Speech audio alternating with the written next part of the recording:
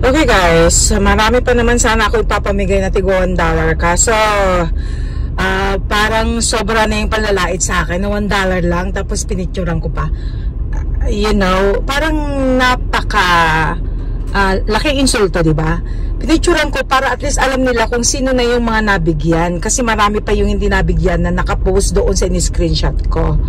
So ngayon, para tuloy akong nadismaya, nawala yung feeling ko na magbigay. So, I guess itago ko na lang.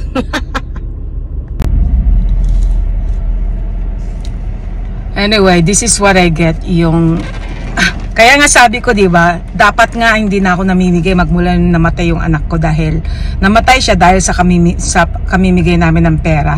Dahil maraming nabigyan tapos siya hindi nabigyan kasi sobrang laki na nga naman yung pang-i-scam niya sa amin. Na talagang literally na talagang in-extort niya yung anak ko. So anyway, marami pa naman akong ibibigay sana. Nakatakda na sana ipamigay ko ulit ito. Anyway, hindi ko alam kung magkano to eh. Tingnan ko nga. Okay. So ito. Tingnan ko nga. So 100, 200, 20. Ayan. Okay, 220, 240, 260, 280. Ayan. 280, 300. Ayun.